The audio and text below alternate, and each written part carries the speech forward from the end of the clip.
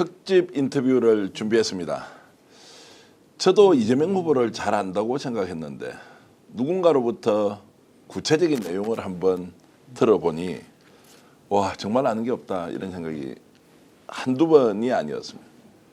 실제 우리는 유권자로서 이재명 대통령 후보를 얼마나 알고 있는지 또 그 사람의 진가를 우리가 정책 공약을 통해서 때로는 어떤 특정한 사안에 대한 본인의 가치와 철학을 확인하면서 국민주권의 시대를 열겠다라고 하는 좀 추상적이긴 하지만 그러나 미래 비전을 얘기하는 그런 하나하나의 모습에서 감동을 하기도 하고 함께 가야 하는 정말로 동지다라는 생각도 많이 하죠.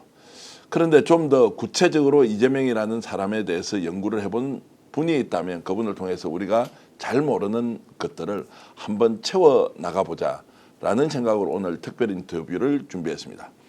중앙대학교 문해창작과 교수로 계시는 방현석 작가님 모셨습니다. 어서 오십시오. 안녕하세요. 방현석입니다. 제가 작가라고 소개를 먼저 한 이유는 범도라는 그 소설 제 옆에 보이지 않습니까? 홍범도 장군에 대한 그 일대기를 10년에 걸쳐서 연구를 하시면서 역작으로 2권으로 냈는데 정말 이걸로 엄청나게 알려지신 분이시기도 하고요. 또 제가 오늘 인터뷰를 준비하면서 보니까 인간 이재명이라는 지난 3년 전에 대통령 선거 때 인간 이재명이라는 책이 나왔던데 그 책도 직접 기획을 하셨더라고요. 네, 그 만드는 작업을 총괄을 했었습니다. 깜짝 놀랐습니다.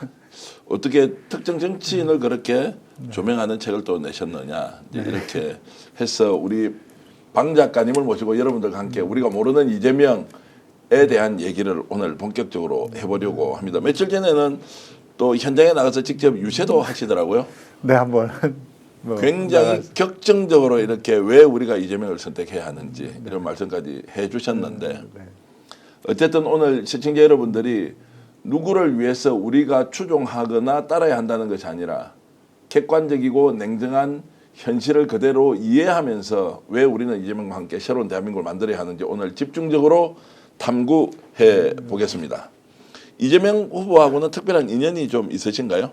뭐 학교를 같은 시절에 다녔죠. 그 대학교 동문이기도 하고 또 제가 3년 전에 그 인간 이재명이라는 책을 만들면서 또 인터뷰도 하고 또 특히 제가 그 과정에서 이재명 후보가 쓴 일기를 다 읽을 기회가 있었습니다. 이제 13살 때부터 26살 때까지 썼던 일기가 6권 있는데 그 6권을 읽으면서 인간 이재명이라는 사람에 대해서 좀 많이 깊이 이해할 수 있는 기회가 있었고 또 거기를 중심으로 이재명 후보의 삶을 알 수 있는 사람들을 많이 만나서 인터뷰하고 취재할 기회가 있었습니다. 조사하고 실제 어떤 사람이었는지.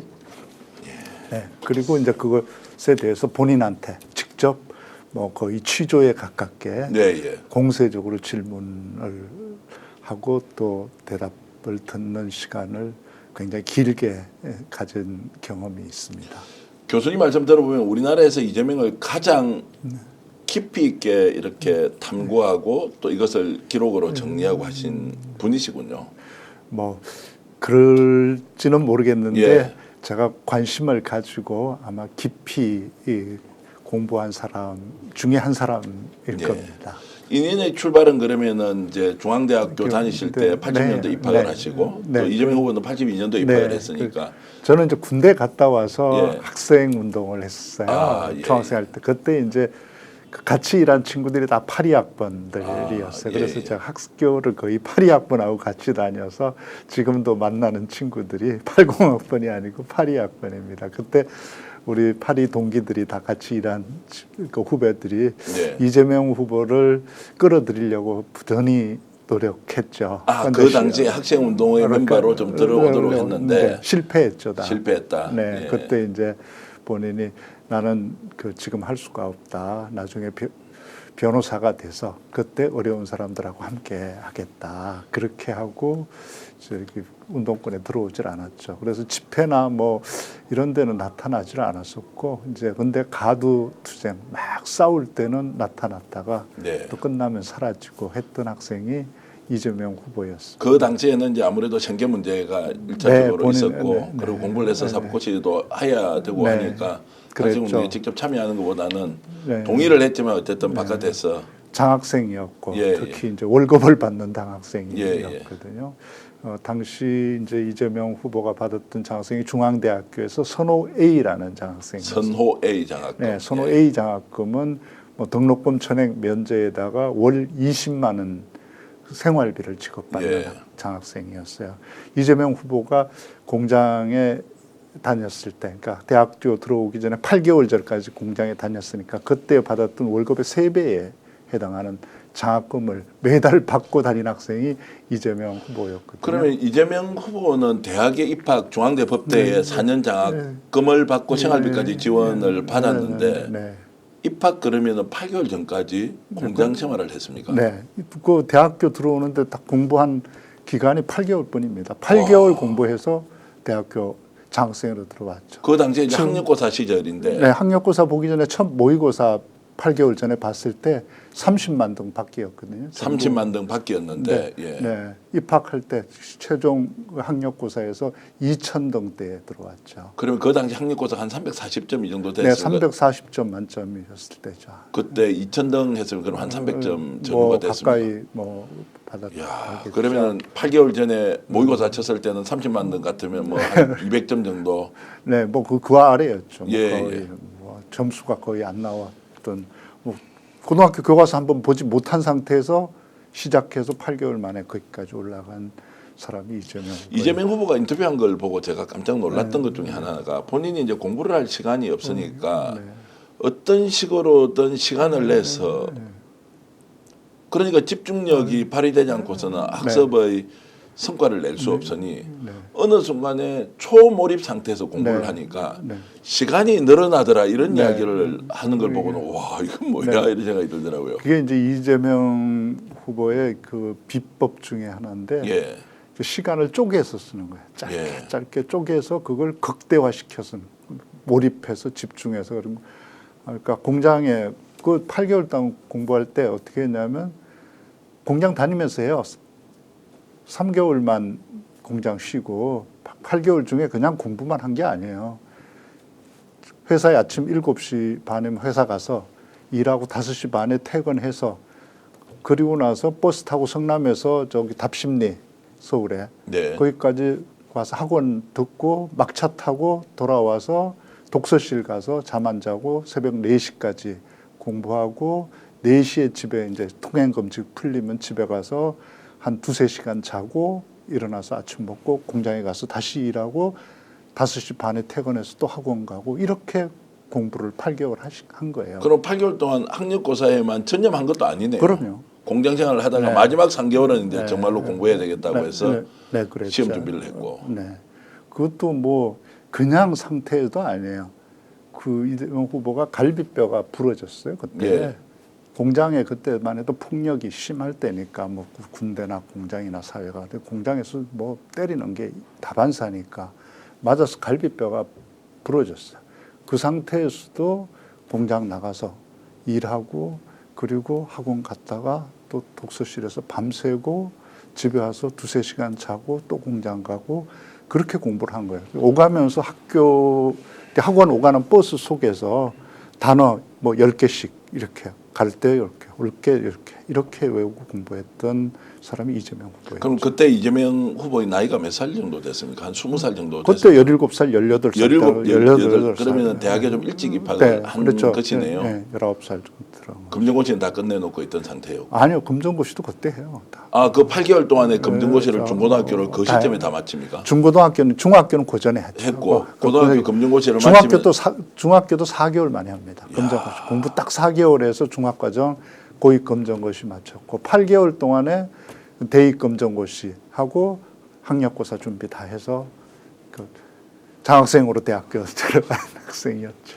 그 제가 이렇게 이제 웃음이 나오는 이유는 야 그런 분을 우리는 지금까지 범죄자 프레임에 그리고 마치 도덕 파탄자인 것처럼 이렇게 프레임에 씌워서 이분이 살아왔던 과거에 대해서 스스로 질문을 하거나 뭔가 그 내용을 확인하기보다는 그냥 언론이 만들어낸 프레임 안에서 막 우리가 헤매고 있었다는 생각이 드니까 그 얘기 이제 잠시 후에 좀 하기로 하고요. 공장은 어디였습니까? 그 당시 8개월 동안 이제 학력고사 준비하는 기간에 다녔던 공장은 오리엔트라고 시계 오리엔트 공장. 지금 그 옛날에 전공이 왜 아니고 우리가 예. 매 정각되면 정확한 오리엔트 시도가 예. 뭐 10시를 알려드리겠습니다. 예. 뭐 3시를 알려드리겠습니다. 그거 하던 그 오리엔트. 오리엔트 전공은 그럼 오래 다녔습니까? 그 시점만 다녔습니까? 아니면 그 소년공 가장 오래 다닌 공장 중에 하나가 오리엔트. 몇 살 때부터 몇 살 때까지 다녔나요? 한 2년, 그러니까 예. 중간에 한번 쉬고 예. 그렇게 다녔. 어쨌든 중앙대학교에 이제 장학생으로 입학했을 때는 오리엔트 전공에서 받았던 월급의 한 3배 정도를 장학금으로 네, 받았다고 그래. 보면 그 돈이 20만 원 같으면 오리엔트 전공 다닌 소년공 또는 청년공 한- 시절에는 한 7, 8만 원 정도 월급을 뭐 받았다. 보통 때는 보면 한 5만 3천 원 5만 3천 원. 받았더라고요. 예. 5만 원 3천 원 받아가지고 그 아버지한테 고스란히 갖다 주죠. 네. 그러면 아버지가 거기서 6천 원 이제 용돈으로 예. 차비하고 용돈으로 주면 그 6천 원 받아가지고 거기서 3천 원씩 어머니한테 따로 몰래 맡겨서 저금하고 자기 몫으로 그리고 3천 원 가지고 한 달 생활했던 네. 사람이 이재명 후보였죠. 그런데 우리는 지금 현재 이재명 후보가 그 과거에 굉장히 가난하고 열악한 환경에서 살아남았다라는 정도는 알고 있지만 네. 뭐 시점이나 시기나 이런 것들을 자세히 모르고 있는데 네. 그 과정에서도 중앙대에 가서 뭔가를 내가 뜻을 펼쳐봐야 되겠다. 변호사가 되겠다. 뭐 변호사가 된 사유도 뭐 그냥 어떻게 하다 보면 뭐 변호사 좋다 그럼 한번 가보자 뭐 이렇게 이제 본인 표현으로는 하던데 그런 극단적인 어려운 상황에서도 희망의 끈을 놓지 않았다. 그게 어디서 나오는 거죠? 그러니까 이재명 후보가 보면 그러니까 위기를 기회로 만드는데 비상한 능력이 있는 사람 같아요. 그것도 사실은 대학교를 꼭 가려고 하지도 않았거든요. 포기 아버지가 학원을 안 보내주니까 야간 학교를 좀 보내달라고 그래도 아버님이 안 보내줬거든요. 그러니까 이제 포기하고 있다가 팔을 다쳐요. 기계에 팔이 끼어서 이제 팔이 끼어서 이제 이 손목이 그러니까 어깨지거든요. 네. 그러니까 이 손목 바깥 손목의 뼈가 그러니까 어깨지고 나니까 이게 안쪽 손목은 이제 성장하면서 자라잖아요. 성장판이. 바깥 손목은 안 자라니까 이 불균형이 생기니까 시간이 지날수록 아픈 거죠. 그러니까 이제 공장에서도 옳게 일을 할 수가 없는 거죠. 공원으로서도 정상적인 생활을 할 수가 없으니까 이제 공부 안 하면 나는 살 길이 없네. 살기 위해서 공부를 해야겠다. 이렇게 결심해서 이제 그때 보면 이 공부를 막 시작할 무렵이 1981년 이제 봄인데 1981년 3월 2일자 일기에 보면 이렇게 써져 있습니다. 살은 그러니까 화살이란 거죠. 살은 시위를 떠났다. 정확히 가서 꽂히자. 이렇게 써놨어요. 그래서 그게 무슨 뜻으로 이렇게 썼냐고 물어봤더니 그걸 제가 3년 전에 그 도지사 시절에 여쭤봤더니 본인이 이렇게 대답하더라고요. 궁적통 그 사투라고. 그래서 본인이 궁하면 통한다. 네, 궁하면 싸울 수밖에 없다. 그래서 여기서 자기 물러설 곳이 없고, 예. 그러니까 자기 혼신을 다해서 가서 성공해야 내가 살 수가 있고 또 우리 가족 하나는 우리 가족을 구할 수 있고 내가 뭔가 세상을 위해서 일할 수 있다. 그리고 그래서 그때 보면 그런 말도 쓰여져 있거든요. 그래서 공부해서 고생하는 다른 사람들의 빛이 되자. 네, 예. 뭐 그렇게 네. 그러면 보통 그냥 포기해버릴 거 아닙니까? 네. 물러서거나 그냥 대충 왜 내가 이걸 뚫고 나가야 되지라고 하는 것은 좀 천부적으로 타고난 무엇이 있다 이렇게 볼 수 있나요? 본인이 계속 그렇게 무조건 앞으로 나갔던 게 아니거든요. 예, 예. 절망하고 좌절해서 2번이나 예. 자살도 시도하거든요. 예. 그래서 실제 20알씩 수면제 사다가 먹고 그것도 이제 연탄불 번개탕 사다가 피워놓고 그렇게 2번 시도했는데 2번 다 실패했죠. 그런 어려움을 겪고 살아남았죠. 그때 다행히 이제 약사가 예. 이상하니까 그러니까 이 가짜 약을 준 거죠. 소화제 같은 걸 주고 그리고 이렇게 해서 수면제 이게 먹고도 안 죽은 거죠. 그 약사도 지혜로운 약사였습니다. 네. 참 생각해보면. 근데 이런 질문을 한번 드려보겠습니다. 왜 그러면 이재명 후보의 부친은 네. 자식들 뭐 공부를 좀 시켜도 되고 네. 또 머리도 좋았을 거 아닙니까? 네. 왜 굳이 공부를 못하도록 저렇게 말렸을까라는 부분이 굉장히 의문이 듭니다. 이제 왜 이 질문을 드리냐면 그 당시가 80년대 전후가 그렇게 찢어지게 가난해서 공부를 못할 정도는, 왜냐하면 77년도에 우리가 수출 100억 불 달성을 하고 경제 성장기에 이렇게 쭉 이제 가는 시점이어서 공부 자체를 못하게 할 정도는 아니었던 것 같은데, 시기적으로 그래서 보면. 똑같은 질문을 제가 그 그렇습니까? 이재명 후보의 형한테 물어봤어요. 예. 둘째 형, 이재영이라는 예. 형인데 그분을 만나서 물어봤어요. 똑같은 질문을 했더니 자기는 아버지를 충분히 이해했다. 그러니까 아버님이 이제 시골에 살 때 대학교를 그래도 다니다가 마신 분이에요. 부모님을 모신다고 학교를 중도에 대학교를 그만두고 와서 시골에 살았던 분인데, 와서 고향에서는 정말 고향 사람들만 위해서 일한 거야. 동네 사람, 뭐 다 글 모르는 사람들을 위해서 온갖 그 일 가서 대신해주고, 면사무소 일 대신 봐주고, 자전거 타고 가서 시장도 봐주고, 그러니까 자기 거 하나 못 챙겨 동네 사람들 것만 그렇게 챙겨주다가 뭐 사기도 당하고 이래서 돈 다 틀리고. 실제로 또 할아버지 때는 재산도 예, 시골에서는 좀 많이 있었는데. 네, 좀 있었는데. 예. 그러니까 그런 아버지가 그때는 자기 그 이재명 후보의 형 입장에서 볼 때는 그 아버지가 더 싫었다. 예. 그런데 성남에 와서 이제 자리 잡으려고, 어떻게 살아보려고 하니까 이제 그때는 야, 어정쩡하게 공부해봐야, 자기처럼 해봐야 그냥 오히려 살기만 힘들고, 예. 차라리 그런 허황된 꿈 버리고 박박 이제 공장에서 일하고 이렇게 해서 사는 게 낫다. 이렇게 생각하고 정말 한 푼이라도 아끼고 모아서 집을 한 채 장만하는 게, 가족들이 살 집 한 채만 장만하는 게 아버지의 필생의 그 당시 목표였고, 그걸 하기 위해서 돈을 정말 온 식구가 크나 어른 애 할 것 없이 다 나가서 일했고, 그걸 지독하게 아꼈던 게 아버지였다고. 그럼 자기는 충분히 이해한다고, 아버지 마음을. 근데 그 아버지는 이제 안동이라는 시골에서는 그런 일을 하면서 나름대로 이제 봉사하고 좀 네. 지역사회를 위해서 헌신했는데 자기한테 남은 게 아무것도 없고. 네, 그리고 이제 결국 살기 위해서 성남으로 이제 와서 옮기고. 이제 시장에서 이렇게 청소 이렇게 정리할 리어카 끌고 다니면서 사니까 뭐 배워서, 어정쩡하게 배워서 그거 오히려 인생 그 어려워진다, 이렇게 예. 생각했던 거라고. 근데 이런 생각도 잠시 드네요. 오늘 이재명 후보가 살아왔던 과정과 길에 대해서 우리가 이제 말씀을 나누지만, 부모가 살아왔던 그것이 자신의 경험으로는 의미가 있지만, 그것을 자식에게 새롭게 물려줄 때는 그 경험에 똑같은 방식으로 이렇게 전수한다는 건 참 그 자식이 불행해질 수도 있다는 생각도 좀 들기도 한데, 어쨌든 이제 그런 과정을 다 거쳐서 이제 물러설 곳이 없다. 손도 이렇게 돼서 이제 노동자로도 살기가 불가능하잖아요. 네. 그러니까 공부 안 하면 자기는 이제 살 길이 없다. 그때부터 이제 공부하기로 결심을 하죠. 네. 그리고 지독하게 공부한 거죠. 그러면 이재명 후보가 좀 전에 말씀하셨듯이 늘 이렇게 이제 살은 당겨졌다. 네. 그리고 사투다. 네. 이제 이렇게 이제 표현을 했다면, 왜 본인은 그러면 그 어려운 과정에서 스스로 극단적 선택까지 두 차례나 시도를 했느냐. 이 부분은 좀 의문이 남는데, 어떤 상황에서 그런 시도를 하는가요? 이제 공부를 할 수가 없고, 아버지가 이제 공장에 학원에도 안 보내주고, 자기는 이제 팔은 다쳐서 이게 평생 불구로 이제 살아야 되는데, 이걸 가지고 공장에서 오래 생활할 수도 없잖아요. 그럼 뭐가, 자기한테 미래가 아무것도 없었던 거죠. 그러니까 이렇게 살아서 뭐 하나, 이제 세상의 끝이다, 이렇게 좌절하죠. 네. 그랬다가 이제 2번 실패하고 나서 이제 이런 결심을 하죠. 어떻게든 공부하겠다. 2번 실패는 언제입니까? 그러면 본인이 2번 마지막 실패는 이제 16살 때인가 그쯤. 예. 그 앞에는 더 앞이고. 예. 네. 그런 과정에서 그러면 모친과 이재명 후보 간에는 어떤 관계가 유지가 되나요?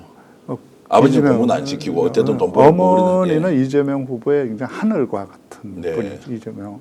그러니까 어머니한테 유일하게 재롱을 가장 많이 부린 아들이 이재명 후보였다고 예. 그 형님이 얘기하시더라고요. 예. 자기들은 그냥 경상도 사람들 식으로 무뚝뚝하고 그냥 학교 갔다 오거나 공장 갔다 와도 인사만 그냥 고개만 까딱하고 마는데, 이재명 후보는 그 13살 나이로 새카맣게 고무공장 다닐 때는 나중에 새카만 고무를 껴서 눈만 반짝반짝 이하고 눈만 반짝이는데 공장에서 돌아오면 엄마 하고 가서 달려가서 어머니 품에 안겨서 이제 재롱 떨고 공장에서 있었던 얘기도 신나게 하고 그랬던 애가 이제 이재명 후보라고 그래서 어머니도 이제 너무 이 후보를 좋아했고 네. 그래서 자기들이 오히려 소외감을 좀 느꼈다. 똑같은 자식인데 예. 제명이 말이 이뻐하고 그러나 이런 생각까지 느낄 정도로 그런 이제 그 부침성도 컸던 그래서 별명이 무던이었다고. 무던이. 예, 예. 무던한. 그 성남에 살 때 몇 남매녀로 이렇게 같이 생활을 그 했어요. 총 이제 7 식구였죠. 근데 그러니까 자식이 5이었는데 이제 성남에서는 4 형제가 같이 살았죠. 네 형제가 같이 살았고 형제 또 남매 같이 이렇게 있습니까? 예. 이재영 형하고 예. 이재명 후보하고 남동생 이재문하고 그리고 여동생 이재옥 예. 이렇게 4 형제하고 아버지 어머니 이렇게 6명이 성남에서는 단칸방에 살았죠. 자 그렇게 그러면 아버지가 다들 돈을 벌자고 이렇게 하면서 좀 경제적으로는 좀 이런 궁핍이 해소가 좀 됐습니까? 그래서 나중에 집 한 채 마련했습니다. 집 한 채 마련합니까? 네. 예. 그렇게 참 이 말씀도 제가 단문으로는 글을 통해서 읽어봤지만 오늘 참 말씀 들어보니까 정말 이재명 후보에 대해서 우리가 알고 있는 내용이 정말로 파편적일 수 있다는 생각이 들어서 이제 본격적으로 이재명 후보에 대한 우리 사회의 편견들은 어떤 게 있었는지를 한번 얘기를 해보겠습니다. 일단 이재명 후보라고 하면 제대로 아는 분들을 제외하면은 뭐 쉽게 말하면 대한민국 국민의 절반은 도덕 파탄자다 아니면 범죄자다 그리고 본인이 살기 위해서 아예 당을 일극제대로 만든 사람이다라고 하는 이런 아주 거짓된 프레임을 갖고 있고 또 그것이 언론에서는 계속 이렇게 유통이 되고 있지 않습니까? 자, 이렇게 되어 있는 상황은 어떻게 지금 작가님께서는 보십니까? 저는 그걸 정확히 그냥 정반대로 보시면 된다고 예. 생각합니다. 그러니까 도덕 파탄자다.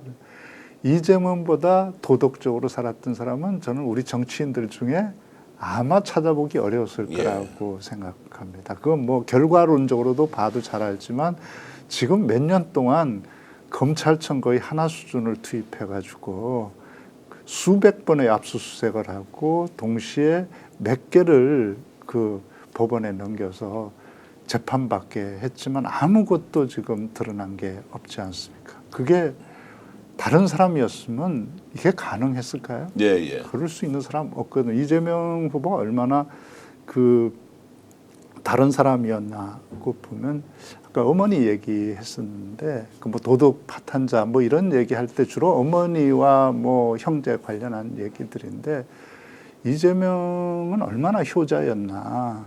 이재명 후보의 일기에 보면 이런 게 나와 있어요. 자기가 이제 그 5만 원의 목돈이 생겼어요. 처음 쥐어보는 5만 원이었어요. 그러니까 아버지한테 월급 받으면 다 갖다 줬으니까 5만 3천 원이든 뭐 2만 원 받을 때도 다 갖다 줬으니까. 근데 그 3천 원씩 적립한 게 이제 어머니가 이게 5만 원이 된 거예요. 그래서 이제 너 5만 원 됐다. 너 이제 가져가라. 너 필요한데 써라. 그랬더니 그걸 가지고 이재명 후보가 망설여요. 돈 5만 원 가지고 이제 자기가 꼭 하고 싶었던 게 카메라 사는 거였어요. 카메라를 한 개 갖고 싶었어요. 자기는 사진도 별로 찍어보고 사진을 찍는 걸 좋아하고 사진 찍히는 거 좋아하는데 찍힐 기회도 없고 찍을 기회도 없잖아요. 그래서 카메라를 하나 사고 싶은데 어머니가 마음에 걸리는 거야. 남들은 다 반지 하나씩 끼고 있는데 다른 엄마들은 이재명 자기 엄마는 반지 하나가 없는 거예요. 손가락에. 그래서 갈등을 하는 거예요. 어머니한테 이제 건빵에 가서 물어봐요. 예. 그 반지 하나 얼마인가 물어보니까 제일 가는 반지 하나를 그 돈이면 살 수 있다. 그래서 이제 금반지를 이걸 살까. 근데 사주니까 또 카메라가 사고 싶고. 그때 이제 이렇게 써놔요. 아까워? 이렇게. 아까워? 에라이 도둑놈아. 은혜도 모르니. 너는 은혜도 모르니. 그래서 결국 자기 카메라 포기하고 그 돈으로 어머니 반지 사드리고.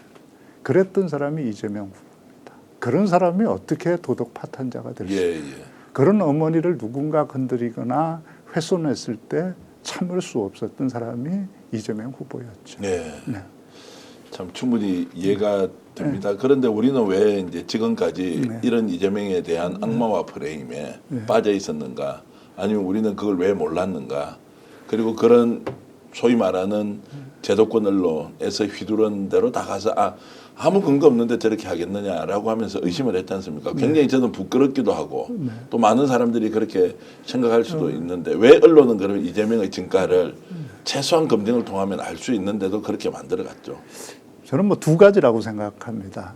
우선 이재명 후보는 기득권에 덤볐죠. 기득권 세력들, 기득권 마피아들한테 도전을 했죠. 처음 성남시장에 도전했을 때부터 부동산 마피아들한테 덤빈 거거든요. 대장동 사건도 그렇고 그 부동산 마피아들이 몽땅 먹게 된 돈을 이재명 후보가 달려들어서 못 먹게 만든 거예요. 그 사람들한테는 용납할 수가 없단 말이에요. 뭐 나중에 일부 다 드러나기도 했지만 그 부동산 마피아들이라고 하는 건 언론, 기자들이 다 끼어 있잖아요. 그게 그리고 법원, 변호사들, 검찰 다 끼어 있잖아요.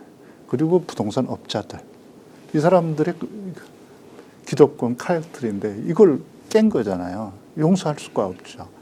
즉 덤볐기 때문에 이런 일이 안 덤볐으면 기득권한테 안 덤볐으면 저렇게 미운 틀이 박힐 일이 없죠. 그리고 근데 그렇게 덤빈 정치인들은 많단 말이에요, 행정가들. 근데 왜 이재명만 그런가?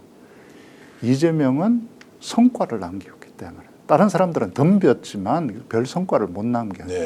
이재명은 유능하게 성과를 남겨요. 대장동 같은 경우도 그냥 남 못하게 방해만 한 게 아니고 그걸 회수해가지고 민관 개발로 바꿔서 5,400억을 회수해서 성남 시민한테 돌려주잖아요.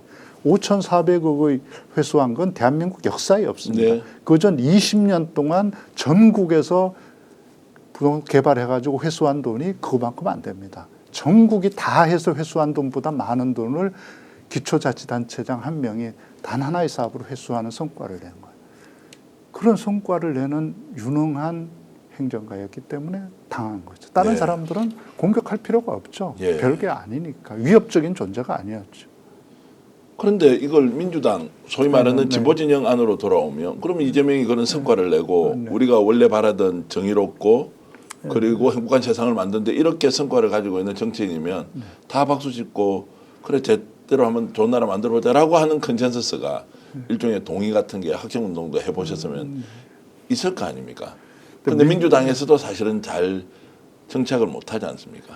즉 그건 민주당 안에서도 사실은 원래 민주당이 있으면 안 되는 사람들이 있었죠. 그러니까 가령 경상도였으면 절대 민주당 안 할 사람들이 거기 들어와 있었던 거죠. 뭐 우리가 금방 떠올릴 수 있는 사람.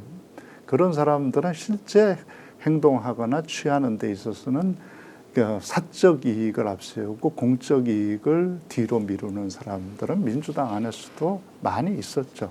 실제 이재명 후보가 싸웠던 사람들도 처음에 성남시에서 싸웠던 대상들이 민주당하고 연관된 사람들이었습니다. 그리고 이재명 후보를 처음 이렇게 악마로 몰아넣는 데 작용했던 사람들도 사실은 민주당 내부에 있었고. 조금 불편한 질문일 수도 있는데 이제 성남에서 시장을 하면서도 보통 이제 시민운동 단체도 많이 있고 거기 노동단체도 있고 또 우리가 소위 말하는 학생운동을 했던 그룹들도 있지 않습니까? 그쪽하고도 뭐 별로 친하게 지내거나 이런 게 아니었다라는 얘기를 제가 들었는데 그게 맞습니까? 이제 그런 점은 일부는 사실이고 일부는 사실이 그래요? 아닐 거라고 생각합니다. 이제 그 시민운동하고 이건 본인도 중심적인 역할을 했고 열심히 했습니다. 근데 이제 일부 그러니까 그런 운동 기득권 같은 게 또 있습니다. 그러니까 그건 뭐 가령 우리 중앙대학교 안으로 좁혀도 그런데 이재명 후보에 대해서 뭐 싫어하는 사람은 동문이어도 싫어하죠. 그리고 이제 이재명 후보는 아까도 얘기했듯이 학교 다닐 때 운동권에 들어와 있지 않지 않았습니까? 그러니까 운동한 친구들한테는 좀 생소하고 약간 뭐 저기 한 거죠. 자기들은 운동에 있어서는 주류지 않습니까? 근데 이재명 후보는 운동에서도 주류가 아니었던 거죠. 뭐 그렇게 이해하면 될 것 같다고 생각. 그리고 또 하나는 이재명 후보가 굉장히 곁을 잘 주는 편은 아니에요. 만나면 이제 저도 학교에서 학교 일도 좀 보직을 맡아서 하고 그러면 이제 동문들이나 이렇게 뭐 만나면 정치인들, 단체장들 만나면 뭐 정당에 관계없이 동문이니까 서로 뭐 아우 형님, 선배, 뭐 후배 이렇게 말도 트고 이러는데 그렇게 하지 않는 사람이 이재명 후보거든요. 그러니까 이제 이게 소위 말하는 이제 현실 정치에서 정치인으로 성장하려면 원래 있던 기득권 구조도 좀 인정해 줘야 되고 또 내가 지금까지 이 길을 걸어갈 때 뭐라 그럽니까 이제 이념적 또는 이제 정치적 성향과 비슷한 사람들한테도 좀 이렇게 좀 화합을 하고 해야 되는데 이쪽 다 이재명의 진가를 모르니까 기득권 구조에서는 완전히 괴물이 와서 우리 이익을 다 파괴하는 사람. 소위 말하는 정통 운동권 쪽에 보면 저 뭐 아니 뿌리도 없는 사람이 뭐 자기가 뭐 운동하는 나는 식으로 이제 이렇게 좀 그 약간 이제 이방인이기도 하고 좀 이질적 요소가 많으니까 제대로 자리를 잡기가 어려웠는데도 불구하고 어쨌든 쭉 일관되게 이렇게 이제 나오는 그런 게 이제 어려웠던 거죠. 왜냐하면 이재명 돌이켜 보면 예. 아, 좀 차갑네 사람이 예. 이렇게 생각이 드는 거죠. 아, 좀 뭐 살갑게 해줄 수도 있고 뭐 좀 부탁하면 웬만한 거 들어줄 수도 있고 이 정도 뭐 그래도 시장이고 도지사면 좀 해줄 수 있을 텐데 뭐 안 해주는 거죠. 이제 그런 거 없는 거죠 일체. 예. 그런데 돌이켜 보면 만약에 조금이라도 그런 거 해줬으면 예. 지금 이재명 후보 어떻게 됐겠습니까? 그러니까 본인 스스로 그렇게 하면 죽는다는 걸 너무 잘 알고 있었기 예. 때문에 일체 타협하거나 이렇게 비리 이렇게 뭐 서로 우리가 남이가 뭐 이런 걸 안 하고 살아온 거죠. 그러다 보니까 예. 자기 편이 별로 없죠. 제가 차갑게 질문 하나 드려보겠습니다. 이재명 후보는 네. 그렇게 원칙에 벗어난 것과 타협하지 않은 것은 살아남기 위해서입니까? 아니면 정말로 원칙을 지키면서도 대한민국이 정상적인 국민주권의 국가로 갈 수 있다는 확신을 가진 자신의 가치와 철학 때문입니까? 전 그 두 가지 다라고 다다. 생각해요. 그건 네. 동전의 양면처럼 같아요. 네. 자기가 그렇게 하면 자기는 죽는다는 걸 너무 잘 알고 실제 성남시장 된 다음에 그렇게 얘기하거든요. 네. 나하고 같이 일하면서 조금이라도 그 비리에 연루되면 끝이다. 괜히 그 막걸리 한 잔, 맥주 한 잔 얻어먹고 인생 망치지 마라. 네. 돈 몇 푼 받고 공무원 생활 끝장내지 마라. 검사들이 제일 좋아하는 게 공무원 비리다. 그래서 무슨 사건 생기면 업자들 잡아다가 너 공무원 관계된 거 하나만 털어놔봐. 그러면 네 죄는 감해줄게. 이렇게 해서 공무원부터 잡는다. 그러니까 너희들 절대 그런 데 연루되지 마라. 인생 그렇게 포기하지 마라. 더군다나 나하고 같이 일하면 없던 것도 당한다. 응? 내 옆에 있으면. 그러니까 철저하게 원칙대로 해야 된다. 그 얘기를 하거든요. 그래서 화장실에다 붙여놓거든요. 근데 네. 요새 왜 김문수 후보가 그런 얘기 하고 다니는지를 모르겠는데 청렴, 영생, 부패, 적사 그걸 네. 화장실에 붙여놨던 사람이 청렴 영생, 청렴하면 영원히 살고 부패하면 적시 죽는다. 바로 죽는다. 그걸 교육 공무원 교육 시간마다 얘기하고 예. 화장실에까지 붙여놓게 했던 사람이 이재명 후보입니다. 근데 욕하는 사람들은 그렇게 붙여놓고 사실 알고 보면 지는 더 부패한 사람인데 표리부동 겉과 속이 다른 사람이다라고 계속 프레임을 가져와서 이제 공격을 하지 않습니까? 한 푼이라도 이재명 후보가 받았다는 게 드러난 게 있습니다. 예. 저도 이제 처음에 그 책 나오고 대장동 사건이 처음부터 그렇게 공격받았던 게 아니에요. 어느 날 네. 이제 선거 때 그러니까 들고 나와서 그걸 마치 부패처럼 했는데 그 전까지 다 대단한 업적이었거든요. 그래서 사람들이 정말 뭐 몇천억을 생겼다는데 이 후보가 거기 뭐 그래도 몇 푼은 받았겠지. 이런 사람들이 있길래 제가 이렇게 얘기했어요. 절대 그런 일은 없을 것이다. 네. 그건 왜냐하면 캐릭터란 게 있거든요. 사람은 캐릭터가 있잖아요. 그렇게 어떤 상황이 되면 어떻게 행동할 사람. 가령 돈을 뭐 누가 가지고 오면 그것에 대해서 대항하는 방법이 사람에 따라 다르잖아요. 어떤 사람은 아유 뭐 이런 걸 뭘 주시냐 그러면서 받는 사람도 있고 아이고 뭐 이런 건 저는 안 받습니다. 근데 뭐 제가 아는 사람 중에 누가 좀 어렵대던데 좀 뭐 힘 좀 한번 써주시죠. 그래서 그쪽으로 가져가게 하는 사람. 네. 어떤 사람은 이거 얼굴에다가 그냥 바로 집어 던지는 사람이 있어요. 가져가세요. 그게 세 번째가 이재명 후보의 네. 캐릭터예요. 그래서 시장 되고 나서 제일 먼저 했던 게 CCTV 달았잖아요. 자기 사무실에. 제가 좀 어려운 질문 하나 드리겠습니다. 시청자 여러분들께서 지금 굉장히 이제 관심 있게 이 방송 보고 계신데요. 제가 좀 더 어렵게 질문 하나 드려보겠습니다. 보통 정치인은요, 네. 관계를 한 50% 중시하고 또 50%는 역량이나 실력이 없으면 안 되니까 각 개인이 가지고 있는 이제 어쨌든 잘하는 점을 적정하게 섞어서 관계와 저는 실력을 한 50대 50만 배합해도 네. 굉장히 사람을 쓰는데 괜찮을 것이다라고 이제 생각을 하는데 오늘 말씀을 들어보면 이재명 후보는 실제로 관계에 대한 중시 그리고 역량에 대한 중시를 굳이 비율로 따져서 한번 보면 관계 자체를 인정하지는 않을 거 아닙니까? 네. 어쨌든 인정을 하는데 이걸 전문적으로 연구하신 우리 교수님께서 보시기에는 관계에 대한 비율과 이렇게 실력에 대한 비율을 어느 정도 두고 이렇게 저는 한 9대1 정도 될 거라고 봅니다. 그러니까 이런 그 일도 이 실력과 이거 실력이란 게 신뢰잖아요. 네, 예. 신뢰도 실력의 하나죠. 예. 믿을 수 있고 사람들이 일관되게 정직하게 일하는 네. 그 검증을 위한 관계 일이라고 저는 예. 생각합니다. 그래서 뭐 친명, 찐명 얘기 많이 하는데 전 그 구별하기 굉장히 쉽다고 생각합니다. 예. 진짜 친명인지 찐명인지 구별하는 거 그 사람 진짜 일 잘하나. 벌써 일 잘하고 맡은 바 역할을 정확히 해내는 사람 그 사람 친명 맞다. 말만 많고 일 못하는 사람 친명은 아니다. 제가 교수님과 이렇게 말씀 나누면서 사전에 우리가 예고돼 있는 질문과 이제 답변은 없었는데 최근에 이재명 후보가 같이 일을 한다는 사람한테 얘기를 쭉 들어보면 우리는 이제 어떤 특정한 정치인을 관찰을 하면서 이렇게 보지 않습니까? 네. 그래서 그분께 제가 이렇게 해석을 한 적이 있죠. 야, 그런 유형이면 관계는 출발 지점에 불과하지 모든 것은 실력으로 검증한 사람이다. 네. 그런데 보통 정치판은 5대5인데 진짜 나쁜 부패한 놈은 관계가 9고건 실력이 1인 사람도 천지입니다. 실제로. 근데 이재명 후보는 관계를 한 일 정도 하는 것은 관계는 출발 지점에서 서로 알아왔던 과거의 일종의 이염새 같은 건 정도 되는 것이고 나머지는 실력으로 다 평가하기 때문에 너무 가까이 가서 네 잘합니다 이런 이야기 할 필요 없을 것 같다. 기다리면 기회를 주거나 아니 운이 없으면 일 못하는 거지 너무 매달린다고 자리 찾을 수 있는 거 아닌 것 같은데요. 제가 이제 이렇게 말씀을 드린 적이 있는데 꼭 우리 짜고 치는 고수도 같습니다. 굉장히 정확하게 보신. 예. 뭐 그런 사람들 그 곁에 남아 있는 사람 없을 거예요. 네.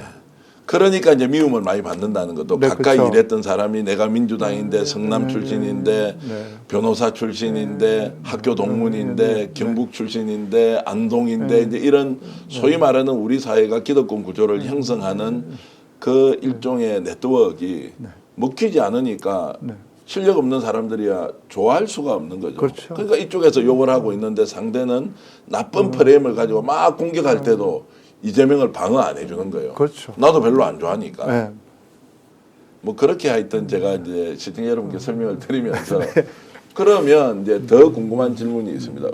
그러면 소위 말하는 전문가 집단, 경험도 많고 지식도 총량에서 훨씬 더 많은 정치인들이 민주당이 이런 이재명의 진가를 먼저 알아봐야 하는데 그들은 오히려 배척하고 배제하고 이재명을 가까이 두지 않으려고 했습니다.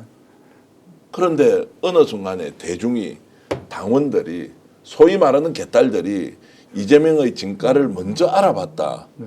이건 또 무슨 일이냐라는 질문을 좀 드려보겠습니다. 일반 국민들, 당원들은 권력을 차지하려는 사람들이 아니잖아요.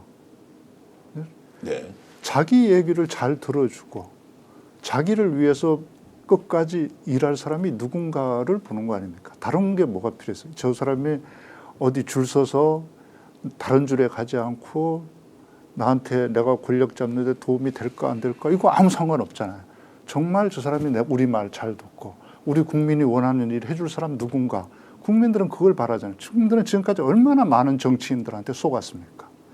정말 우리 편인 줄 알았더니 우리 국민들 위해서 일하더니 결정 순간에 가면 자기 이익을 위해서 돌아서고 국민 배신하고 그런 거 너무 많이 봐왔죠. 근데 국민들도 수준이 굉장히 높아졌습니다. 이제 진짜 저 사람이 우리 국민을 위해서 일하는 사람인가 아닌가 이제 골라볼 줄 알아요. 그러니까 그 국민의 높아진 수준에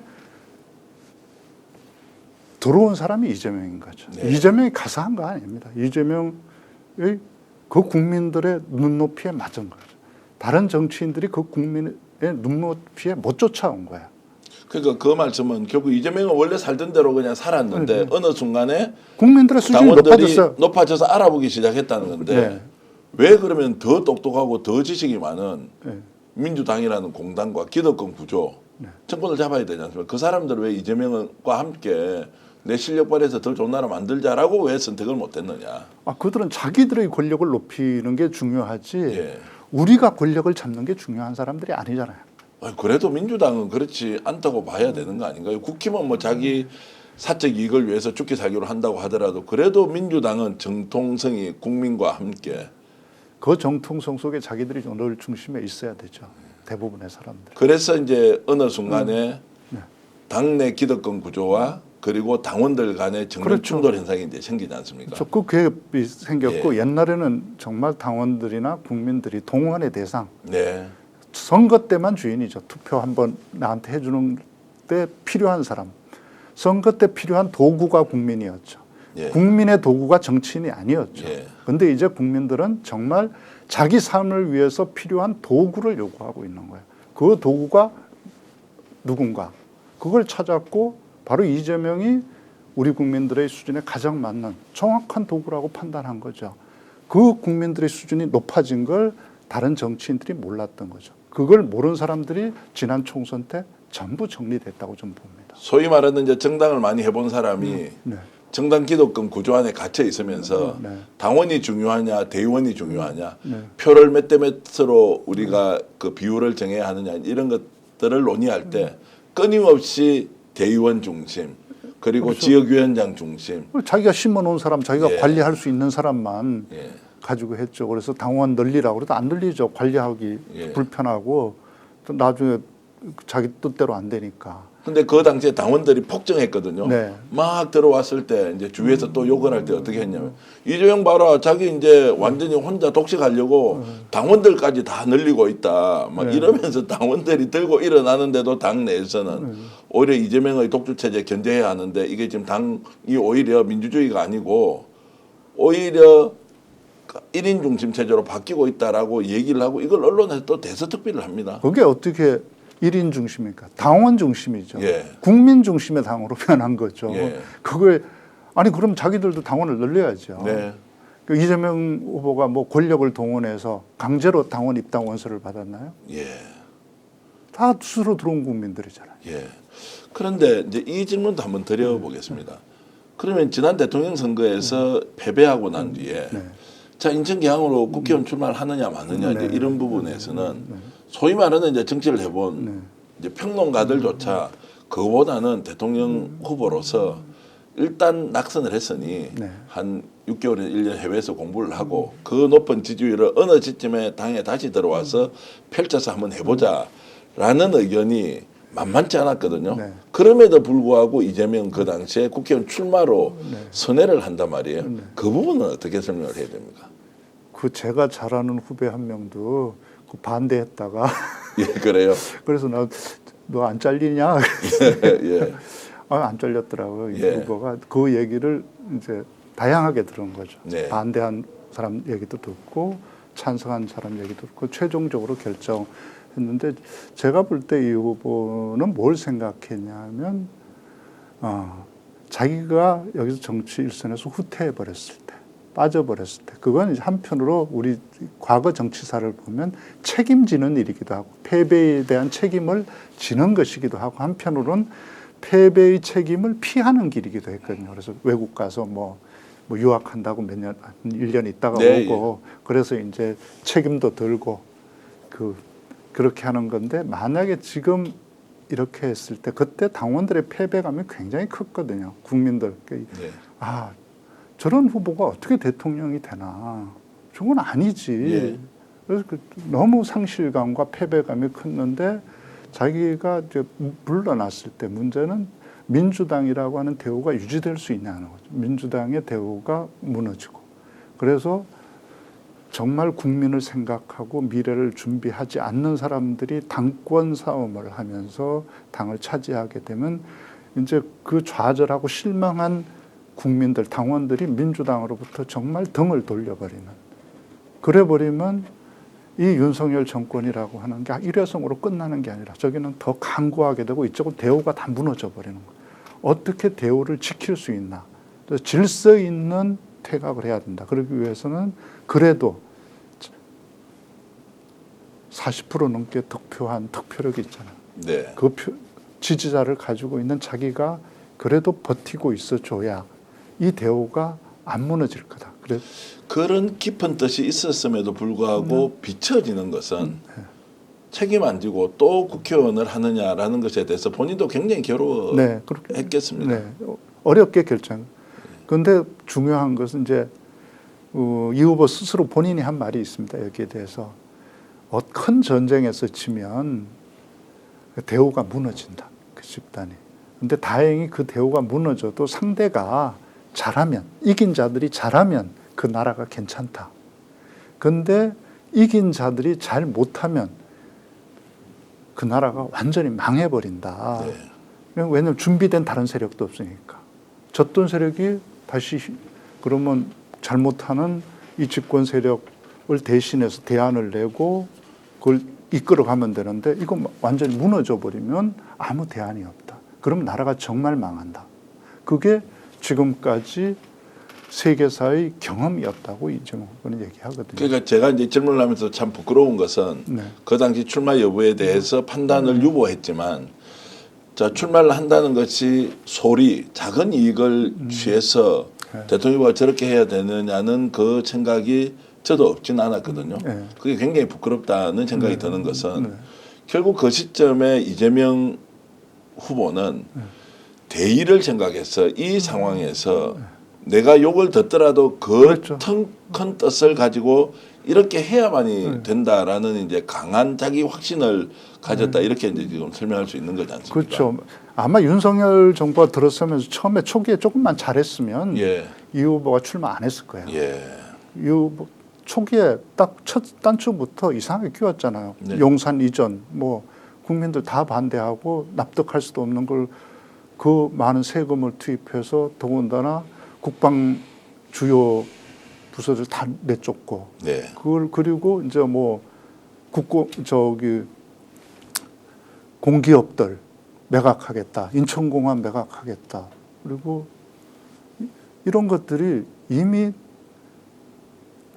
잘못된 길로 가겠다는 네. 것을 명확히 하고 있을 때였기 때문에 이재명 후보는 큰일 나겠다고 생각한 예. 거예요. 그리고 여기서 자기가 빠져버리면 그리고 그냥 민주당이 무력화되면 정말 나라에 대안이 없다. 그런 이제 아주 큰 결정을 할 때 이재명 후보가 가지고 있는 이 의사결정의 일종의 프로세스, 절차나 원칙 같은 게 좀 남다른 게 좀 있습니까? 예를 들어서 당원 주권주의가 오고 있는 시대를 읽을 줄 아는 통찰력, 그리고 지금은 내가 더 큰 책임을 위해서 작은 비판을 받더라도 크게 싸워야 한다라고 하는 이런 이제 결단 같은 것은 이재명 후보만이 할 수 있는 그런 이제 특장점이라고 생각하면 그런 결정을 할 때 이재명이 특정한 사안을 판단하는 기준이나 이런 거는 뭔지 좀 궁금한데요. 후보의 굉장히 큰 장점은 의견을 다양하게 듣는 거라고 생각해요. 예. 경청의 능력이 굉장히 뛰어난. 그때도 이제 그 결정을 할 때 아마 반대하는 사람들, 찬성하는 사람들 가리지 않고 다 의견을 두루 들었던 것 같아요. 제가 이제 짐작하기로는. 네. 그 보통 사람들이 조언을 들을 때 그러잖아요. 자기가 내릴 결론에 맞는 사람들 의견을 듣잖아요. 이렇게 다 그렇게 우리 이해하고 있어요. 결론 정해놓고 내가 이렇게 할 때니까 두루두루 물어보면서 마치 동의를 구하는 하는 절차처럼. 것처럼 실제는 이제 자기가 원하는 결론에 동의하는 사람들 의견만 예. 청취를 하죠. 근데 이재명 후보는 그러지 않고 실제 그걸 다 듣고 정리력이 있어요. 그래서 손익 계산을 정확히 해보는 네. 사람 같아요. 이렇게 했을 때 생길 문제, 저렇게 했을 때 생길 문제를 정확히 계산해보고 이렇게 해서 잃을 것, 이렇게 해서 얻을 걸 계산해보고 얻을 게 더 크고 중요할 때 그걸 선택하는. 아마 이제 그 개항 출마도 그렇게 계산해봤을 때 지금 당장 내가 욕을 먹고 그런다 하더라도 그건 읽는 건 작은 것이고 네. 나라를 잃지 않는 것, 미래를 잃지 않는 것, 이건 훨씬 크고 중요하다고 생각했기 때문에 그걸 선택한 거죠. 그리고 A안, B안도 다 생각. 이재명 후보는 늘 대안을 생각하는 사람입니다. 대안을 뭐 절대 그냥 지르는 사람이 아니거든요. 그럼 늘 두 개를 준비하는. 그래서 지난 대선 때도 졌을 때 새벽 3시 40분인가 당사에 가서 저기 승복 연설하거든요. 예. 그거 할 때 다 반대했단 말이야. 참모들은 조금만 더 기다려보자. 예, 예. 아직 뭐 몇 표가 더 남았으니까. 해봤는데, 근데 이재명 후보는 그때 결심을 한 거죠. 내가 그것도 근소한 차이로 졌기 때문에 자기는 이걸 뒤집을 수 없다고 생각한 거고, 그렇다면 빨리 가서 승복해주고 윤한테 그 축하를 해주는 게 국민들 통합하는 데 도움이 된다.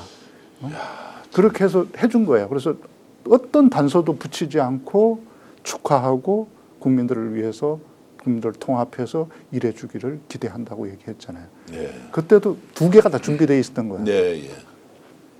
연설 발표문 두 개가. 네. 다른 사람 한 개 준비해. 두 개 중에 딱 준비해 놓고 이렇게 됐을 때 그걸 빨리 가지고 나서 신속하게 두 번째 정말 얼마나 들고 나가기 네. 싫었던 거겠어요. 이쪽 거 들고 가고 싶지. 네. 이쪽 거 들고 가고 싶었겠어요. 가져가서 하는 그 준비된 사람. 가장 네. 잘 준비한 이재명 후보가 일을 잘하는 건 그냥 아무거나 저질러서 일을 잘하는 게 아니고 충분히 계산하고 준비해서 될 수 있는 일을 했기 때문에 일을 잘하는 거죠. 이재명 후보가 뭐 냉정하고 객관적으로 제가 말씀드려서 뭐 우리보다 훨씬 똑똑하고 철두철미하고 정리도 잘하고 통찰력도 비전도 확실히 더 있는데 왜 이 사람은 국민들을 상대로 아니 정치라는 것은 정치인이 하는 것 같지만 알고 보면 국민이 하는 겁니다라고 이렇게 아무런 꺼리낌 없이 얘기를 하느냐. 이것도 좀 이상합니다. 정치인이 좀 더 똑똑하고 유능하고 실력이 있으니까 국민 위에서 좀 끌고 간다는 것이 우리의 고정관념 안에는 여전히 남아 있지 않습니까? 다만 선한 마음으로 좀 이끌어 주십시오. 그 공적 가치가 있으면 우리 좀 잘 나눠 주십시오라고 하는 것이 지도자 또는 리더가 갖고 있는 일종의 덕목처럼 생각하는데 이재명은 그게 아니고 그 정치라는 거 우리가 하는 것 같지만 아니에요. 국민들이 하는 겁니다라고 하는 이제 이것의 함이 숨은 뜻이 뭐냐는 질문을 좀 드리고 싶습니다. 기본적으로 민주공화국이라고 하는 국민 주권주의에 대한 형식적인 이해가 아니라 철저한 신뢰를 가지고 있다고 생각을 저는 합니다. 이재명 후보는. 그렇기 때문에 국민 주권자의 의사를 정확하게 이해하는 것, 그리고 그것에 따라서 그것을 해낼 수 있는 방법을 찾는 것, 그게 자기 임무라고 생각하는 사람이죠. 그러니까 자기가 하고 싶은 게 아니라 국민이 하고 싶은 게 뭔가를 정확하게 읽어내고 그걸 할 수 있는 솔루션을 찾아내는 방법을 찾아내서 성공시키는 게 자기 임무라고 생각하는 사람이란 말이에요. 그래서 제가 굉장히 놀랐던 게 이 인간 이재명이라는 책을 만들 때 인터뷰를 길게 한번 한 적이 있었는데 그때는 10시간을 가까이 했습니다. 10시간. 뭐 밥도 안 먹고 10시간 하는데 우리는 그때 팀을 짜서 갔으니까 다 돌아가면서 좀 쉬다가 오고 뭐 담배도 한 대 피우고 네. 간식도 먹고 그런데 이분은 간식도 안 먹고 10시간 동안 얘기해요. 근데 그 들어갈 때 제가 이제 좀 5명이 같이 갔었는데 이제 아주 보수적인 사람도 한 분 데려가서 보수적인 이제 성향으로 보면 가지고 있는 경상도 출신이고 그래서 이분을 설득시킬 수 있는가? 이분이 납득할 수 있어야 되니까. 그리고 이제 30대 이제 젊은 여성도 데리고 들어가고 또 그때 이제 워낙 이쪽에 대한 이제 혐오감들을 많이 키우고 있을 때여서 각기 다른 사람들을 들어갔는데 이 사람들을 정확히 12시간 동안 얘기하면서 한 번도 얘기를 끊지 않았어. 이 사람들. 다 무슨 얘기인지 다 들어요. 그리고 그 들은 얘기에 대해서 자기 의견을 굉장히 진솔하고 솔직하게 얘기하면서 설득해냈어. 그래서 나올 때 굉장히 이 같은 사람 모두가 사실은 설득되고 감동되고 우리가 잘 몰랐다. 굉장히 미안하네. 라고 하고 얘기 나오게 만들어. 그래서 이재명을 욕하는 사람들 이재명을 모르는 사람이에요. 네. 이재명을 알면 절대 그래서 성남시를 한번 보면 알잖아요. 성남시 첫 시장 선거할 때 이겼잖아요. 그럼 성남시 특히 분당구라는 데가 어떤 겁니까? 신강남이라는 데잖아요. 강남하고 투표 성향이 거의 똑같은 데입니다. 근데 분당에서 이재명 후보 두 번째 나왔을 때 득표율 5%가 올라갑니다. 그 사람들 성향이 바뀐 게 아니잖아요. 근데 이재명은 분명하게 일을 자기들이 원하는 일을 해주는 탄천에 예를 같으면 비가 오면 탄천에 이제 물이 차니까 일주일 지나야 다시 거기 산책하고 운동할 수 있는데 이재명 후보가 시장 된다 하면은 다음 날 가면 벌써 딱 청소 싹 물 뿌리고 있고 오후 되면 가서 운동할 수 있고 산책할 수 있게 만들어 준다는 거예요. 이거 보고 야 내가 그 당 좋아하지 않지만 일하라는 마음에 든다. 나 다음에 찍어줄게. 실제 찍어준 거예요. 이재명을 알면 이렇게 되는 거죠. 자, 그러는 이제 행정가에서 당 대표에서 네. 그리고 도지사에도 이제 실적을 이제 냈던 분으로서 이제 충분히 오늘 여러분들과 함께 제대로 이재명의 진면목을 지금 공유하고 있는데요. 대통령이 되지 않습니까? 네. 아니, 대통령 선거 때 여러분들 죽기 살기로 표적으로 가서 우리는 합시다. 그건 약속이 돼 있으니까 정말로 혼자 갈 게 아니고 여러 사람 같이 가서 표 찍자. 이것은 이미 이제 우리 약속된 바고요. 제가 지금 이제 질문을 드리고 싶은 것은 대통령이 되었을 때 이재명이 실제로 국정 운영을 총괄하는 책임자로서 국민의 대표로서 잘할 수 있겠느냐라는 질문을 좀 던지면 어떻습니까? 저는 너무나 잘할 거라고 그래요. 생각합니다. 예. 우리는 지금까지 보지 못했던 지도자를 볼 거다. 네. 그러니까 DJ와 같은 비전을 가진 지도자를 보게 될 거고 노무현과 같은 도전 정신을 가진 지도자를 볼 거다. 그 누구보다 유능한 저는 일할 줄 아는 일을 하는 방법을 아는 사람이 이재명이라고 생각합니다. 보면 그러니까 이재명 후보가 일하는 걸 한번 유심히 보세요. 돌파력이 굉장히 뛰어난데 그냥 아무거나 저지르지 않습니다. 일하는 순서를 굉장히 정확하게 해낼 수 있는 것, 해낼 수 없는 걸 그게 옳다고 해서 저질러서 일을 그르치지 않습니다. 성남시 경기도 일하면서 그렇게 일한 거 보셨어요? 그런 적 한 번도 없어요. 할 수 있는 일을 정확히 준비해서 그걸 맨 앞장 세워서 치고 나갑니다. 그리고 그 탄력과 그 모범을 삼아서 나머지 일을 밀고 나가서 성공시키는 거거든요. 마치 기함 같은 거죠. 네. 딱 함대를 끌고 나가면서 그 함대를 중심으로 함대가 중심을 치고 나가면서 나머지 과제를 풀어나가는 이런 역량. 그러니까 일의 순서를 알 줄 알고 일의 경중을 가릴 줄 아는 중하고 약한 것. 그래서 먼저 해야 될 것을 중심으로 중요한 걸 치고 나가고 나머지를 함께 해결해 나가는. 그래서 아마 저는 이재명 후보가 되면 우리 지금 주변의 상가들 분위기 좀 6개월 안에 달라질 거라고 생각합니다. 네. 그 혼자 살 수 없지 않습니까? 네.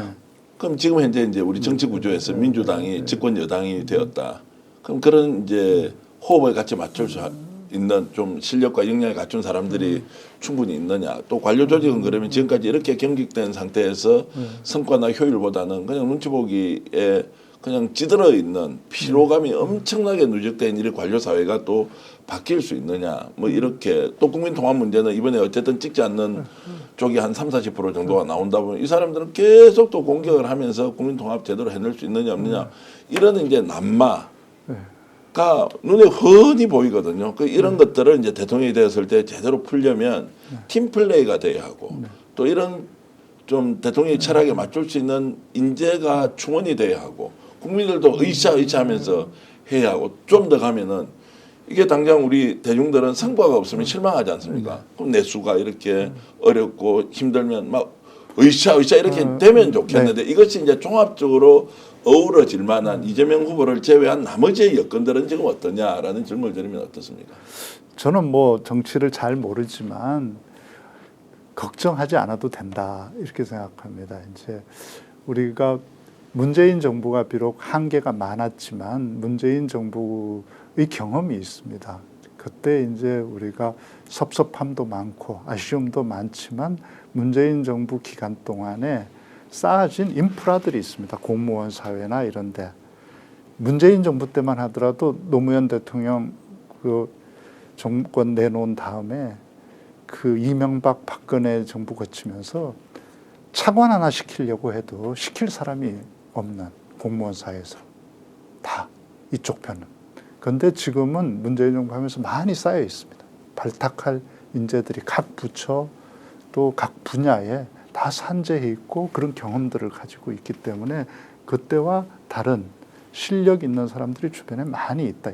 예전 같으면 정말 이쪽은 생각은 좋지만 일 시킬 사람이 없다, 해본 사람. 근데 지금 그렇지 않다. 그리고 이재명 후보는 사람을 발탁할 줄 알고 발탁한 사람들을 일 시킬 줄 안다. 막 아주 쉽게 성남시 때 보면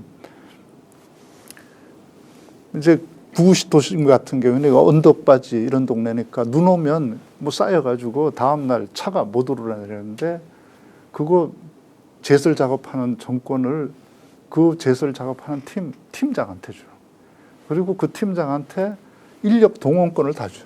그 다음날 공무원 출근시키는 거예요. 시장부터 다 전원을 동원시킬 권리를 주는 거예요. 그리고 자기도 동원돼서 시장이 직접 그 사람이 동원 가지고 지휘해요. 그러면 거기 가서 자기도 거기 가서 일하는. 그래서 권한을 정확하게 주고 그리고 책임을 맡기는. 그런데 왜 성과가 안 나겠어요? 그렇게 하니까 뭐 예전은 일주일 동안 차 못 다니던데 당장 다음날 아침 차 다닐 수 있게 해주는 거죠. 정확하게 권한을 주고 일을 시키는. 권한은 안 주고 책임만 묻는. 자기가 잘못해놓고 경로만 하는 그런 대통령하고는 전혀 다른 대통령이겠죠. 자, 2025년 6월 3일 새로운 대한민국은 네. 그 이전의 대한민국과 완전히 달라집니까? 그럼요. 완전히 달라진다. 네. 저는 뭐 이재명 대통령이 되면 저는 이런 세상이 될 거라고 생각합니다. 누구에게나 기회가 있는. 그리고 노력하면 크거나 작거나 성공할 수 있는 사회. 그리고 그 노력이 존중받는 사회. 그렇게 노력해서 이룬 성공이 존경받는 사회. 그런 사회를 나는 이재명 대통령은 만들 거라고 생각합니다. 이재명 후보는 기회가 없었던 사람이잖아요. 남들 다 교복 입고 학교 갈 때 회색 작업복 입고 공장에 가서 일했던 사람이잖아요. 그 기회의 소중함을 누구보다 잘 아는 사람이 이재명 후보죠. 저는 우리 국민들이 누구나 기회를 가지고 일하고 도전해 볼 수 있는, 다시 일어서 볼 수 있는 기회를 만들어 줄 사람이 이재명 후보라고 생각하고, 이재명 후보가 했던 정책들이 다 그런 겁니다. 기본소득 이런 것들이 다 사실은 뭐 퍼주기 아닙니다. 그 사람들이 일어서서 우리 사회를 이렇게 세우는데 기여할 수 있는 기회를 주는 거죠. 그 한 사람을 이렇게 세우는 게 아닙니다. 그 사람을 이렇게 세움으로 인해서 우리 사회가 일어설 수 있도록 만드는 기회를 만들어 준 사람이 이재명 후보였죠. 그래서 그 생리대 값 하나 없어서 남몰래 울어야 했던 애들을 위해서 생리대 무상 지급하고, 교복 때문에 상처받는 아이들을 위해서 무상교육 복지부로, 이런 것들이 다 기회를 만들어주기 위해서 적어도 노력할 기회를 주는 그래서 그렇게 정직하게 노력하면 크든 작든 성공할 수 있는 기회를 만들어주는, 그게 이재명 후보가 해온 일이고 그런 대한민국이 될 거라고 생각합니다. 그렇게 당당하게 자기 노력으로 백과 학연과 지연 권력 동원해서 성공한 게 아니라 자기 노력으로 성공하는 사람들, 그런 사람들이 존경받는 사회를 저는 이재명 후보가 만들 거라고 생각합니다. 이재명 후보는 그런 마음을 대통령이 되고 나서도 단 1.1핵도 흔들림 없이 지켜나간다. 저는 뭐 믿어 심지 않습니다. 탄핵 했던 그날 처음 이제 국회 안에 들어가 있다가 내란 기간 동안 탄핵 결의한 다음에 처음 국회 밖에 나와서 여의도에서 연설할 때 제가 직접 들었어요. 그때 이재명 후보가 했던 말, 그 다음에 사석에서 한번 들었을 때와 똑같이 그렇게 얘기했습니다. 우리가 촛불혁명에서 그 추운 겨울에 온 국민이 고생해서 정권 바뀌었는데 국민들 삶은 뭐가 달라졌나? 국민들 삶은 하나도 바뀌지가 않았다. 민주당 리더만 좋아진 거 아니냐? 우리가 다시 이런 실수하면 안 된다. 다시 이런 실망을 국민에게 안겨주면 우리에게 미래가 없다. 한 번은 국민들이 이해하고 참아주지만 또 그런 실수하면 우리 진보 민주 세력에 희망이 없다. 이렇게 이재명 후보 얘기하더라고요. 그 연설 때도 했고 사석에서도 그렇게 얘기하더라고요. 국민들이 뭘 섭섭해하고 가슴 아파하는지 너무 잘 알고 있고, 저는 이재명 후보가 그 마음을 적어도 임기 내내 가져갈 거라고 믿어 의심치 않습니다. 기회가 없는 사람이 너무나도 궁핍하게 살다가 어떤 기회가 와서 출세를 하게 되면 그 과거를 다 잊어버리고 나는 이제 출세했으니까 나도 이제 더 큰 걸 얻었으니까 오히려 떵떵거리고 이러면서 정말로 과거에 살아왔던 사람과 비슷한 사람을 무시하는 경향 우리 많이 보지 않습니까? 벼락부자 되고 네, 벼락 그렇죠. 정치인 되고 이런 사람들이 보여주는 자기의 모습. 어제를 그 망각하고 배신하는 사람들이죠. 그렇죠. 자신의 삶을 뭐 그것이 어쨌든 흔적으로 남아 있을 뿐이지 지금은 나는 완전히 다른 사람이다. 라면서 소위 말하는 엘리트적 사고를 가지고 사는 사람도 많이 보지 않습니까? 네. 근데 이재명은 왜 그런 삶을 선택하지 않았죠? 제가 그것과 관련해서 인상 깊게 들었던 증언이 하나 있는데요. 네. 최원준이라고 저 경상대 교수 하시는 분이 있습니다. 이재명 후보하고 같은 고시원에서 고시 공부했던 분이에요. 그분은 중대 출신 아닌데 그분 나이가 조금 많고 그때 이제 그 고시원의 가장 그러니까 선배였고 이재명 후보는 그때 그 고시원의 가장 막내였는데 어느 날 이제 그 고시원에서 그 여러 번 이제 떨어졌던 그 고시원에 나이 많은 이제 고시생 한 명이 이제 다른 고시생들이 좀 떠든다고 욕을 했다고 그래요. 이렇게 이 공돌이 같은 새끼들이 응? 시끄럽게 한다고. 그랬더니 그 전에 가만히 듣고 있던 이재명 후보가 그 말을 딱 듣는 순간 이 딱 일어서 정색을 하고 항의를 했다는 거야. 아니 우리가 떠들었으면 우리를 욕해야지 왜 아무 상관없는 공돌이들을 욕하냐. 공돌이들이 무슨 잘못을 해. 그래서 다퉜다는 거예요. 그래서 이제 그 최고참이었던 최원준 그 경상대 교수 그분이 이제 저녁에 이제 이재명 후보하고 이제 어린 이제 후배들 데려가서 막 맥주 한 잔 사주면서 야, 넌 이제 공돌이 아니잖아. 너 이제 공돌이도 아니고 너 이제 고시만 붙으면 변호사 되고 법관 되고 다 할 수 있는데 너 뭐 그 공돌이 욕한다고 네가 왜 발권해? 그랬더니 이재명 후보가 이렇게 얘기했더라. 다른 사람들이 다 저 같아요? 모든 공무원들이 노동자들이 공부해서 저처럼 될 수 있어요? 안 되잖아요. 왜 걔들 욕해요? 그런 사람이 이재명. 그럼 국민은 이제 이재명 시대에 어떻게 바뀝니까? 국민은 어떻게 바뀝니까? 국민은 이제 주인의 대접을 좀 받겠죠. 예. 저는 정말 보여주기식이 아니라 이재명과 끊임없이 지금까지 소통해 왔듯이 과정들을 좀 공개할 거라고 생각해요. 일의 결과로만 보여주는 게 아니라 이 일을 왜 해야 되는지 그 하는 과정들을 다 내보이는 것. 그리고 국민들이 스스로 결정하고 판단할 수 있게 저는 해줄 거라고 생각해요. 그게 이재명 후보의 일하는 능력이었다고 보여집니다. 저 경기도 그 왜 계곡 유명한 계곡 정비할 때 그 결정적인 힘이 그 과정을 보여준 거거든요. 거기 가서 그 계곡에 불법 시설 해놓고 영업하는 주인들하고 대화하잖아요. 그 대화를 무슨 밀실에 들어가서 쇼부 본 거 아니거든요. 토론하잖아요. 그럼 막 거칠게 항의한 사람도 있고 욕한 사람도 있지만 그걸 유튜브로 생중계했어. 어떤 걸 400만에 조회했어요. 경기도민들 중에 아마 그중에 한 300만 봤을 거야. 그걸 보면서 생각하는 거죠. 아, 이재명 지사의 말이 이건 맞고 저건 좀 무리하나? 그리고 저건 뭐 그 사람들 사정도 이해하지만 저건 아니지. 왜 자기들이 지금까지 계속 불법 앞으로도 하겠다는 거야. 이제 이걸 통해서 여론들이 조성되는 도민들이 판단을 한 거죠. 그러니까 계곡 주인들이 안 바뀔 수가 없었어요. 네. 그리고 그러면 교육들도 무조건 또 몰아낸 것도 아니고 그 사람들에게 다른 대안들을 또 방법들을 찾아주고 이런 과정들을 경기도민들이 다 봤단 말이에요. 그 힘으로 해결한 거거든요. 저는 이재명 후보가 대통령이 되면 국정을 그렇게 해결해내는 능력을 보여줄 거라고 생각합니다. 그래서 국민들은 스스로 그 과정을 지켜보고 무엇이 옳은가 다른가 이쪽으로 가야 한다는 의사를 전달할 수 있는 통로가 생길 거고 거기에 따라서 내 의견대로 국정이 결정되는 걸 전 볼 수 있을 테고 그 과정에서 국민들의 역할도 전 요청할 거라고 생각합니다. 국민들이 권리만 내가 주인은 그냥 가만히 있는 게 주인 아니잖아요. 주인 나라가 제대로 돌아갈 수 있도록 역할을 하는 게 국민이죠. 오늘 인터뷰를 하면서 여러분 저는 이런 생각이 들었습니다. 어떤 후보가 더 많은 표를 얻어서 대통령이 되면 좋겠다라고 하는 그 생각보다는 굉장히 엄숙해진다. 뭔가 좀 국민으로서 자존감이 생기는 것 같다.